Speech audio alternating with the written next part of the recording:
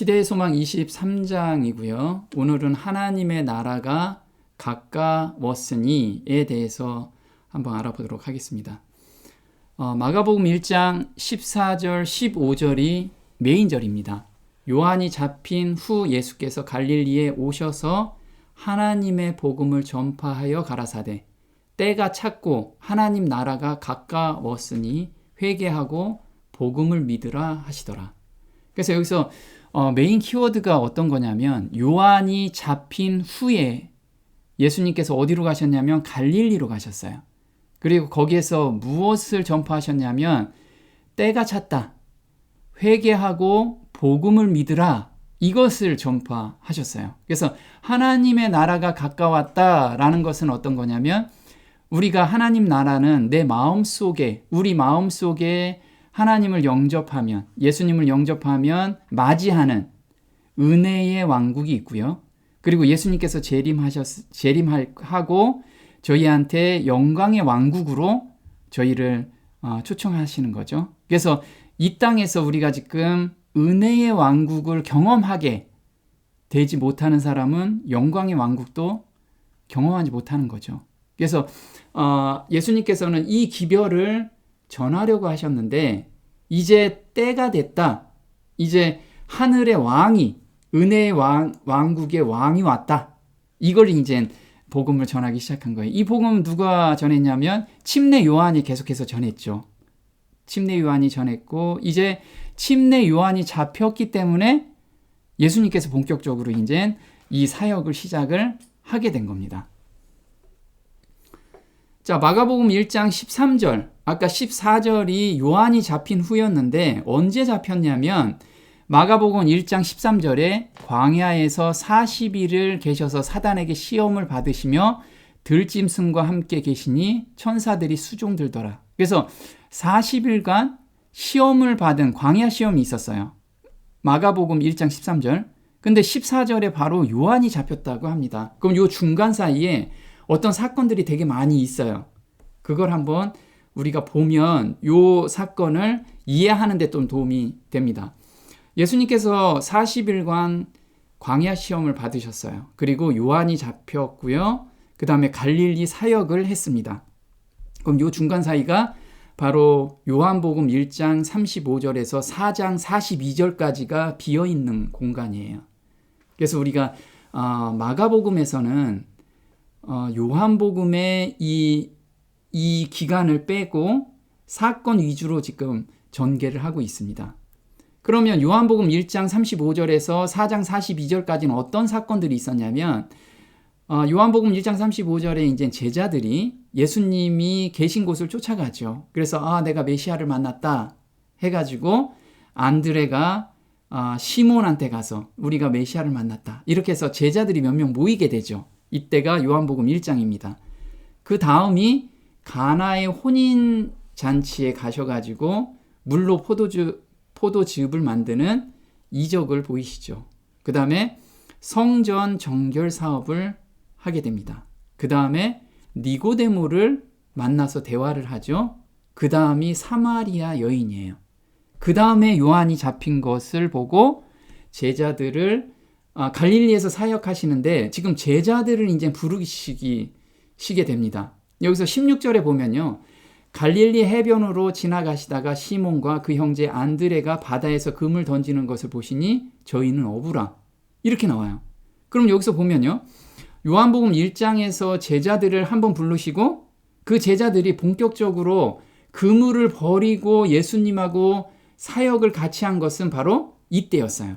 그럼 제자들이 두 번 부름을 받았죠. 하나는 요한복음 1장에서 불렀고 이제 마가복음 1장 16절에서 제자들을 다시 한번 부르게 됩니다. 이때는 시몬 베드로가 예수님의 기적을 보죠. 밤새도록 고기를 잡다가 한 마리도 못 잡았는데 예수님께서 저 안쪽에 가서 그물을 던지라 하니까 그물이 찢어질 정도로 고기가 많이 잡히죠. 거기에서 주여 하면서 이제 그물을 버리고 예수님을 따르게 되는 장이 바로 이 장입니다. 그래서 누가복음 요 장하고 연결된 게 누가복음 5장 1절에서 11절까지입니다. 그럼 예수님께서 갈릴리 사역 전에 어디에서 사역을 하셨냐면 바로 유대 지방에서 사역을 하셨어요. 왜 유대 지역에서 사역을 했냐면 이때 제사장들과 관원들에게 이 기별을 전하고 만약에 믿게 된다면 유대뿐만 아니라 이스라엘 전 지역에 복음이 전할 수 있기 때문에 유대 지역에서 복음을 전하기 시작했어요. 시대소망에서는 이렇게 얘기합니다. 만일 이스라엘의 지도자들이 그리스도를 받아들였다면 그는 세상에 복음을 전파하는 기별자가 되는 영예를 그들에게 주셨을 것이다. 그래서 우리도 지금 각자에게 하나님께서 기별을 주십니다. 그래서 내가 그걸 온전히 순종하고 따르면 하나님께서 정말 기별자가 되는 영예를 주십니다. 하나님의 나라와 은혜의 전령자가 될 수 있는 기회가 그들에게 첫째로 주어졌다. 그러나 이스라엘은 그 권고하시는 때를 알지 못했다. 유대 지도자들의 시기와 불신은 공공연한 증오심으로 무르익어 갔으며 백성들의 마음은 예수에게서 떠나갔다. 그래서 왜 이 권고하시는 때를 알지 못했기 때문에 예수님이 언제 올지 지금 다니엘서에 정확하게 또 구약에서 예수님이 언제 어디서 오신다는 것을 명확하게 알려주셨는데 이걸 공부를 하지 않았어요. 그래서 예수님이 실제로 오셨지만 이 사람들은 그걸 등한히 했기 때문에 거절했다라는 거예요. 우리도 마찬가지예요. 이제 재림이 곧 가까이 와 있는데 정말 깊이 연구하는 사람들은 재림이 임박했다는 것을 스스로 깨닫게 돼요. 그러면 기별자로서 삶을 살게 됩니다. 참 진리가 왔을 때 기존 세력은 받아들이지 않았다. 역사는 반복된다는 거죠. 왜냐하면 기득권을 놓치고 싶지가 않은 거예요. 사람들의 빛과 생명이 그리스도의 시대에 교회 당국자들에 의하여 배척당하였던 것 같이 그 후에 각 시대에 있어서도 그래왔다. 그리스도께서 유대에서 물러나신 것과 같은 역사가 거듭 반복되었다. 지금 예수님께서는 진짜 유대에서 이렇게 권세를 가지고 있고 영향력 있는 사람한테 먼저 이 기별을 전하고 싶었어요. 전했죠. 그리고 받아들이기를 정말 간절히 원하셨습니다. 그래야지 많은 사람들한테 이 기별이 전달되기 때문에 그렇습니다. 그런데 기존 세력들은 자기가 기존에 가지고 있던 것을 놓치기 싫기 때문에 그것을 거절했다라는 거예요. 근데 이 역사는 계속해서 반복된다라는 그런 의미입니다. 그래서 개혁자들이 하나님의 말씀을 전할 때 그들은 기성교회에서 분리될 생각은 조금도 없었다. 그러나 종교적 지도자들이 그 빛을 용인하려고 하지 않았으므로 그 빛을 전하던 자들은 진리를 사모하는 다른 계층의 사람들을 찾을 수밖에 없었다. 그래서 종교 지도자들 그 안에서 이거를 전하고 싶은 사람들도 어쩔 수 없이 분리가 되기 시작했다라는 거예요. 오늘날에도 개혁자들을 따른다고 공언하는 이들 중에 개혁자들의 정신에 자극되어 일하는 사람은 드물다. 하나님의 음성을 귀담아 듣고 어떤 모양으로 진리가 제시되든지 그것을 받아들일 준비가 되어 있는 자가 드물다. 개혁자들의 발자취를 따르는 이들은 흔히 하나님의 말씀의 명료한 가르침을 선포하기 위하여 그들이 사랑하는 교회를 불갑을 떠나가지 않을 수 없다. 이걸 읽으면서 저도 공감이 되는 것이 저는 침례교하고 그 다음에 지방교회에서 각각 15년씩 30년 동안 신앙생활을 했어요. 근데 정말 참 진리를 발견하고 나서 그 교회를 떠나게 됐습니다. 왜냐하면 진리를 얘기하면 계속해서 배척을 당하는 거예요. 그래서 어쩔 수 없이 그 교회에서 나와서 정말 참 교회를 우리가 발견하고 그 교회에서 지금 이렇게 예배를 드리고 또 많은 사람들하고 교제할 수 있게끔 하나님이 또 미리 예비해 놓으셨는데 제가 이게 지금 이해가 되는 것이 정말 기존 기득 세력하고 새로운 기별이 왔을 때 그걸 배척하는 정신이 예전이나 지금이나 똑같다라는 거예요. 멸시를 받는 사람들이 진리의 전파자가 되었다. 갈릴리 사람들은 불학무식하다고 하여 예루살렘의 랍비들에게 멸시를 받았으나 그들은 구주의 사업을 위한 더욱 유망한 활동 무대를 제공하였다. 그들은 더 열성이 있고 신실하며 편벽의 지배를 덜 받았다. 자, 이 편벽의 지배라는 건 뭐냐면 자기가 기존에 가지고 있던 선입관, 이 진리가 맞아, 이런 편벽의 지배를 덜 받은 무리였다라는 거예요. 그들의 마음문은 진리를 받아들이기 위하여 더 널리 열려 있었다. 예수께서는 갈릴리의 은거나 격리를 위해 가신 것은 아니었다. 그 지방은 이 당시에 밀집된 인구를 가진 본거지였으며 유대의 어느 지방보다도 외국인들이 가장 많이 섞여 사는 곳이었다. 그래서 갈릴리 지역에서 지금 선교를 하신 거는 이 복음을 빠른 시간에 엄청나게 많은 사람한테 전달하기 위해서 지금 이 갈릴리 지역에서 전도를 하고 계신다는 지금 말씀이죠. 우리도 마찬가지예요. 지금 정말 그 전도할 수 있는 지역은 우리가 기도하면서 정말 하나님께서 인도하는 대로 우리가 가야겠죠. 그리스도의 가르침의 요지가 무엇이냐면 마가복음 1장 15절에 가라사대 때가 찼고 하나님 나라가 가까웠으니 회개하고 복음을 믿으라 하시더라. 그래서 여기서 때가 찼다, 이제 예수님께서 때가 찼다라고 말씀하신 거, 그리고 우리도 재림의 때가 찼다, 이 기별을 우리가 전해야 돼요. 그래야지 사람들이 깨어난다는 거죠. 자, 때가 찼다, 이 때라는 것을 제가 종종 말하고 있죠. 카이로스라고 해요. 원어로 카이로스. 카이로스라는 건 우리가 오늘 아침에 시작해서 지금 저녁까지 이렇게 흘러가는 시간을 크로노스라고 해요. 크로노스. 크로노스는 그냥 흐르는 시간입니다. 이렇게 흐르는 시간. 내가 뒤를 잡을 수도 없고 과거로 돌아갈 수도 없고 그냥 일 방향으로 흐르는 시간을 크로노스. 근데 카이로스라는 건 뭐냐면 하나님이 임재하시는 시간이에요. 그리고 하나님이 계획하신 때를 카이로스라고 합니다. 시간이 멈추고 영원 안으로 들어가는 시간이에요, 이게. 그래서 시간의 흐름이 아닌 의미의 관점에서 맞이하는 시간을 의미합니다. 그래서 우리는 오늘의 삶 속에서 카이로스의 시간을 경험해야 돼요.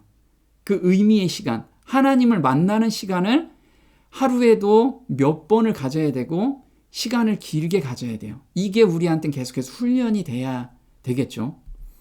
자, 예수님께서는 카이로스 시간이 매일 있으셨지만 굵직굵직한 카이로스의 시간이 있었어요. 그래서 하나님이 계획하신 때가 있으셨죠. 그게 예수님이 탄생하실 때, 또 12살 때 예수님께서 성전에서 자기가 어떻게 죽어야 되는지 그거를 발견하게 됐고요. 그 다음에 예수님께서 침례를 받으시고 일을 시작하셨죠. 그 다음에 십자가에서 못 박혀 돌아가시고 의를 완성하셨어요. 그 다음에 부활하셨죠. 이게 다 하나님의 때에 맞춰서 다 성경에 기록되어 있다라는 거예요. 갈라디아서 4장 4절에는 때가 참에 하나님이 그 아들을 보내사 여자에게 나게 하시고 율법 아래 나게 하신 것은 율법 아래 있는 자들을 속량하시고 우리로 아들의 명분을 얻게 하려 하심이라. 그래서 여기서 때가 찼다라는 건 the fullness of the time. 그래서 시간의 충만인 거예요. 시간이 꽉 찬 거예요. 그때가. 예수님이 탄생하실 시간이 크로노스의 시간이 꽉 차서 그때 이제 예수님이 이제 카이로스 시간으로 딱 하나님의 섭리가 이때 발휘된 거죠. 계획된 시간에 예수님께서 다 오신 거예요. 예수님께서는 AD 27년에 침례를 받으시고 가르치기 시작하셨어요. 이것도 하나님의 때에 예수님이 하신 거죠. 이게 카이로스의 시간에 들어가신 거죠. 다니엘서 9장 25절, 만약에 이스라엘 제사장이나 랍비들이 다니엘서 9장 25절을 깨달았다면 예수님을 맞이했을 거예요. 그런데 이걸 머리로서는 깨달았지만 실질적인 여기에 참뜻을 발견하지 못했던 거예요. 그러므로 너는 깨달아 알지니라. 예루살렘을 중건하라는 영이 날 때부터 기름 부음을 받은 자 곧 왕이 일어나기까지 7이레와 62이레가 지날 것이요. 그가 장차 많은 사람으로 더불어 한 이레 동안의 언약을 굳게 정하겠고 그가 그 이레의 절반의 제사와 예물을 금지할 것이라. 자, 여기서 보면 중건하라는 영은 아닥사스다 7년입니다. 이게 BC 457년이고요. 제사와 예물을 금지한 것, 이것은 예수님께서 십자가에 달리시면서 온전히 이루신 거죠. 그래서 제사와 예물을 그때 멈추게 된 거예요. 자, 7이레와 62이레가 지날 것이다. 그러면 아까 예루살렘을 중건하라라는 게 BC 457년부터 시작이 되는 거예요. 7이레, 7 곱하기 7이에요. 그래서 77에 49년이 지나고 그 다음에 62이레, 그럼 62 곱하기 7입니다. 그러면 434년이 지난 시점. 이때가 언제냐면 AD 27년입니다. 이 AD 27년에 어떤 일이 있었냐면 디베로 가이사가 위에 있은 지 15해 AD 27년에 곧 본디오 빌라도가 유대의 총독으로 있을 때 예수께서 침례를 받으시고 기도하실 때 하늘이 열리며 성령이 형체로 비둘기같이 그 위에 강림하시더니 예수께서 가르치심을 시작할 때에 30세쯤 되시니라. 그래서 AD 27년에는 바로 예수님께서 침례 받으시고 지금 공생애를 시작한 시점입니다. 이때가 예수님 나이는 30살이었죠. 자, 그 이레의 절반의 제사와 예물을 금한대요. 그러면 이레라고 하면 7년입니다. 이레. 그럼 이레의 절반은 이 7년은 AD 34년까지죠. 절반은 AD 31년이에요. 그럼 AD 31년에 뭐가 있었을까요? 예수님께서 십자가에 못 박히셨죠. 그래서 히브리서 10장 11절에는 제사장마다 매일 서서 섬기며 자주 같은 제사를 드리되 이 제사는 언제든지 죄를 없게 하지 못하거니와 오직 그리스도는 죄를 위하여 한 영원한 제사를 드리시고 하나님 우편에 앉으사 이것을 사하셨은즉 다시 죄를 위하여 제사 드릴 것이 없느니라. 그래서 이제 유대인 제사장들이 그 죄를 위해서 그 번제 드리고 속죄제 드리고 이런 제사가 이제 예수님께서 온전히 이루셨기 때문에 더 이상 제사 지낼 것이 없다. 그래서 다니엘서 9장 저 위에 있는 그 이레의 절반의 제사와 예물을 금지한다라는 뜻이 이렇게 이루어진 거예요. 자, 그럼 AD 34년에는 무슨 일이 일어났을까요? 바로 사도행전 11장에 때에 스데반의 일로 일어난 환란을 인하여 흩어진 자들이 베니게와 구브로와 안디옥까지 이르러 도를 유대인에게만 전하는데 그 중에 구브로와 구레네 몇 사람이 안디옥에 이르러 헬라인에게도, 이 헬라인은 이방인들이거든요.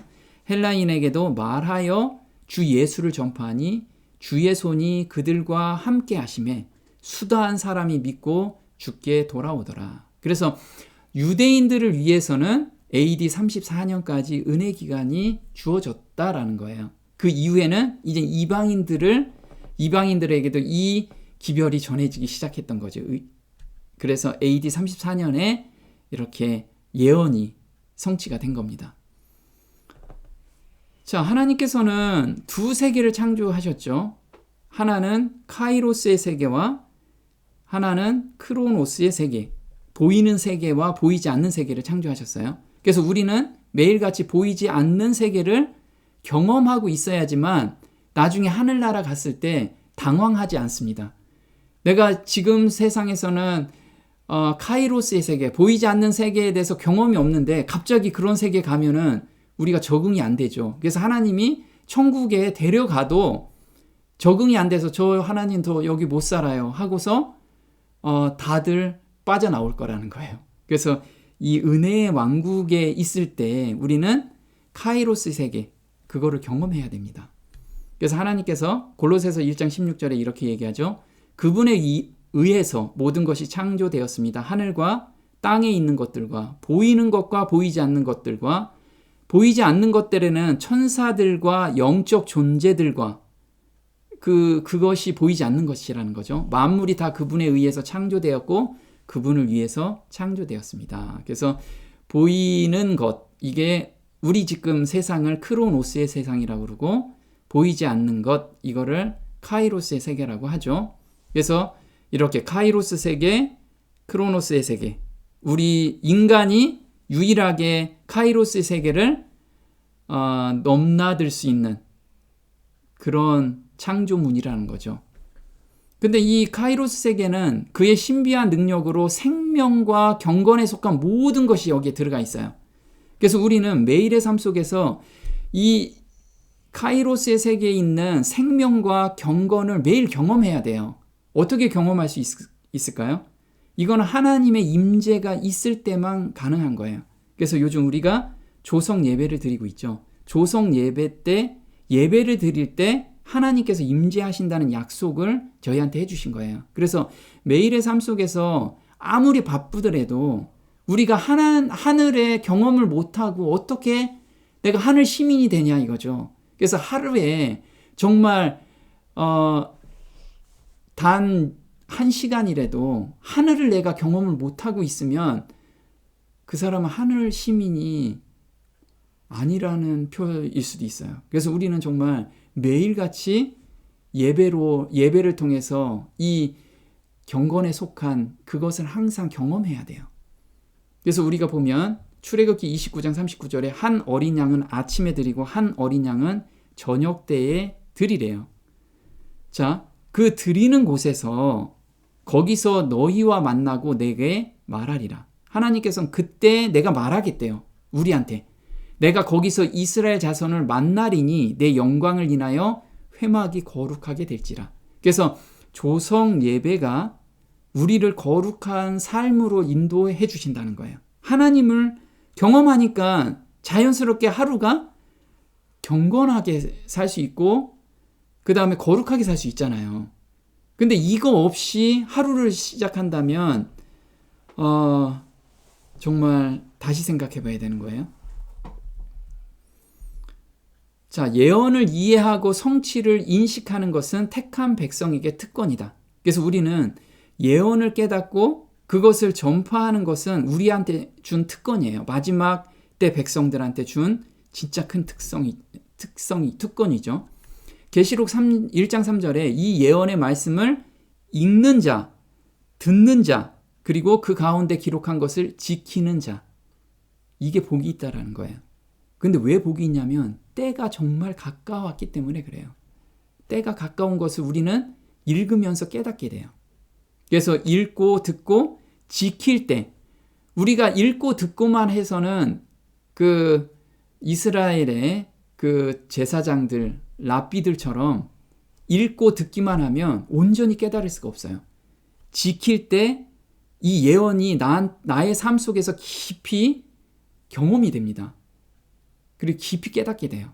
그래서 남들이 뺏을 수 없는, 예수님이 곧 임재하는구나, 곧 오시겠구나, 이것을 내가 스스로 깨닫게 되는 거예요. 암모스 3장 7절에는 주 여호와께서는 자기의 비밀을 그 종 선지자들에게 보이지 아니하시고는 결코 행하심이 없으시니라. 그래서 예수님의 재림의 때 각자가 정말 심중에서 깨달음을 받아야 돼요. 그리스도의 강림, 성령으로 기름 부음을 받으신 것, 그의 죽음, 그리고 이방에 대한 복음의 전파 등에 관한 때가 명확히 지적되어 있었다. 이런 예언을 이해하고 예수의 사명에서 그 예언들의 성취를 인식하는 것은 유대 백성들의 특권이었다.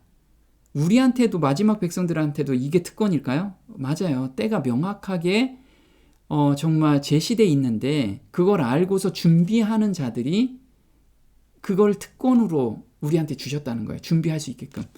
그리스도께서는 당신의 제자들에게 예언 연구의 중요성을 강조하셨다. 예수님께서도 정말 예언 연구의 중요성을 정말 강조하셨어요. 그들의 때에 관하여 다니엘에게 주어진 예언을 언급하시면서 그는 읽는 자는 깨달을진저 라고 말씀하셨다. 부활하신 후에 그는 모든 선지자의 글로 자기에 관한 것을 그의 제자들에게 설명하셨다. 구주께서는 모든 선지자들을 통하여 말씀하셨다. 자기 속에 계신 그리스도의 영이 그 받으실 고난과 후에 얻으실 영광을 미리 증거하셨다. 그래서 우리가 예언을 공부하면 미리 이런 것을 깨달을 수 있어요. 초림 때와 같이 재림 때도 기별을 주셨다. 그리스도의 초림에 대한 기별이 당신의 은혜의 왕국을 공포하였던 것과 그의 재림에 대한 기별은 그의 영광의 왕국을 공포한다. 그래서 예수님께서 초림 때 많은 사람들이 예언을 공부하는 사람들은 예수님의 초림 때를 알았어요. 그러면 예수님의 재림 때는 그걸 예언을 깊이 공부하고 그 다음에 삶에서 실천하는 사람한테도 각자한테 그거를 보여주셨겠죠. 우리는 그걸 정말 연구를 깊이 해야 돼요. 그리고 첫째 기별과 같이 둘째 기별도 그 예언의 말씀에 기초를 두고 있다. 다니엘에게 마지막 시대에 대하여 설명한 그 천사의 말은 마지막 때에 이해하게 될 것이었다. 그래서 다니엘서 12장 4절에 다니엘아 마지막 때까지 이 말을 간수하고 이 글을 봉함하라. 많은 사람이 빨리 왕래하며 지식이 더하리라.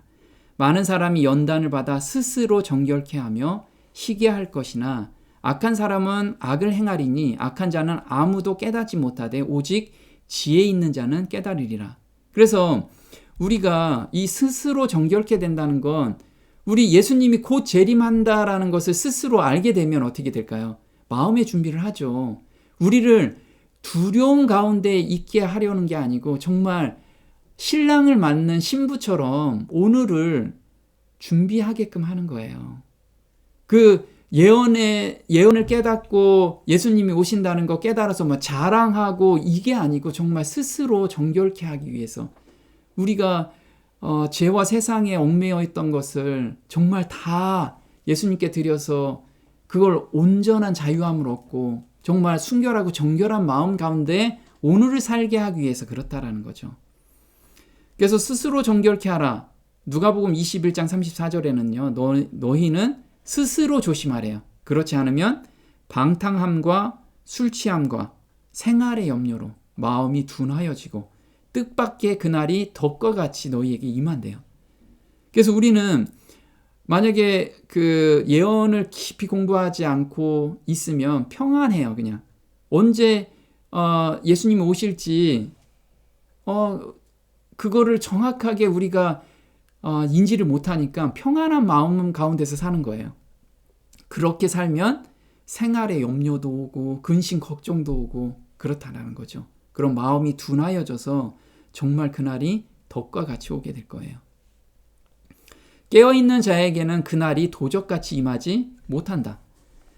구주께서 친히 당신의 오심에 대한 징조를 보여주셨다. 우리는 이러한 성경 말씀이 예언한 시기에 이르렀다. 종말의 때가 이르렀다. 선지자들의 이상은 개봉되었고 그 엄숙한 경고는 우리 주의 영광에 강림이 가깝다는 것을 우리에게 가르쳐준다. 정말 가까이 계시죠. 가까이 오실 때가 됐다라는 거예요.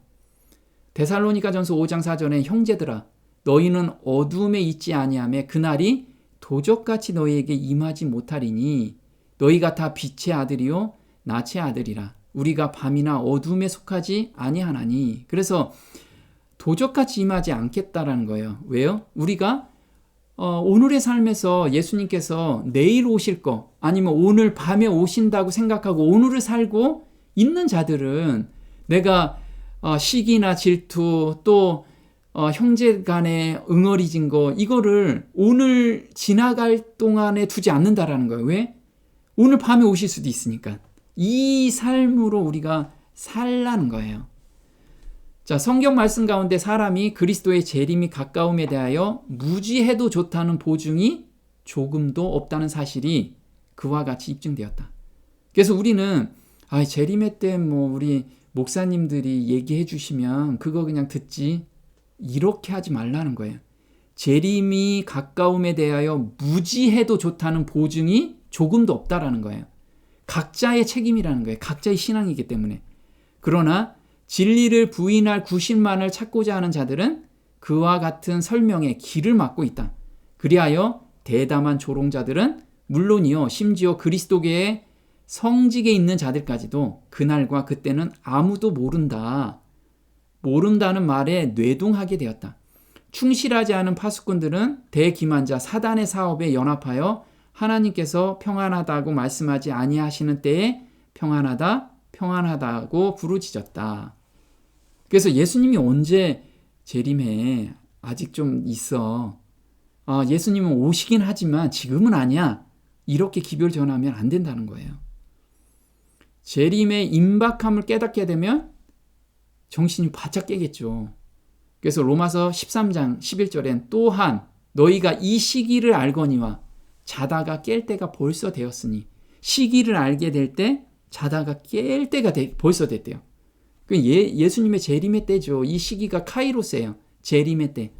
그래서 우리는 시와 때는 우리 알 수 없잖아요. 그건 하나님이 정하신 거죠. 근데 임박하다는 거 우리가 알고 있잖아요. 정말 임박하다는 거. 근데 그 임박하다는 걸 그래 임박해라고 하는 게 아니고 정말 성경을 읽으면서 정말 가깝다라는 걸 우리가 스스로 깨닫게 되면 오늘 이렇게 한가하게 루즈하게 살지 않는다라는 거예요. 자, 밤이 깊고 낮이 가까웠으니 그러므로 우리가 어두움의 일을 벗고 빛의 갑옷을 입자. 그래서 이 시기를 깨달은 자, 예수님이 정말 문 앞에 있다라는 것을 깨닫는 자들은 어둠의 일을 벗는데요. 그 어둠의 일이 뭘까요? 이걸 벗고 있어야지만 깨어있는 자라는 거예요. 자, 요한일서 2장에 이렇게 나옵니다. 빛 가운데 있다 하며 그 형제를 미워하는 자는 지금까지 어두운 가운데 있는 자요. 그의 형제를 사랑하는 자는 빛 가운데 거하여 자기 속에 거리낌이 없으나 거리낌이 없어야 돼요. 나 그 사람 미워하지 않아. 근데 그 사람 얼굴만 보면 거리낌이 있어. 그러면 아직도 어두운 가운데 있다는 자라요. 그럼 빨리 깨야겠죠. 그의 형제를 미워하는 자는 어두운 가운데 있고 또 어두운 가운데 행하며 갈 곳을 알지 못하나니 이는 어둠이 그의 눈을 멀게 하였음이니라. 그래서 우리는 시기가 몇 날 며칠 그 시기가 아니고요. 예수님께서 문 앞에 계시다는 것을 정말 깨닫는 자들은 이렇게 형제를 미워하지 않고 마음에 거리낌이 있는 것은 진짜 하나님과 온전히 예수님께 온전히 매달려서 정말 식음을 전폐하고 매달리라는 거예요. 식음을 전폐하고. 하나님의 진실한 자녀들에 의하여 그 날과 그 시간은 알려질 것이며 그리고 다른 사람이 아니라 그 날을 바라며 기뻐하는 우리에게 그 사실을 분명하게 드러나게 될 것이다. 만일 우리가 깨어있지 않으면 예수님은 도둑처럼 우리에게 올 것이고 우리는 어느 시에 올런지 알지 못한다. 아까 깨어있다라는 게 뭐죠? 형제를 미워하지 않는 것. 마음에 거리낌이 있는 것은 내가 어두운 가운데 있는 거예요. 그래서 마음에 거리낌이 없게끔 오늘을 살라는 거예요. 그러므로 진정으로 깨어있는 사람 외에는 아무도 모른다. 그리고 경고히 잡으면 진정한 시간을 알게 된다. 그래서 예수님이 문 앞에 계시다는 것을 우리는 피부로 느끼게 될 거예요. 그래서 우린 정말 깨어있는 삶을 오늘 살아야 된다는 거예요. 오늘. 그리고 예수님께서 오늘 저녁 때 재림한다는 그 마음으로 오늘 아침을 시작하자는 거예요. 그 사람들이 깨어있다라는 거죠. 네, 오늘 여기까지 하겠습니다.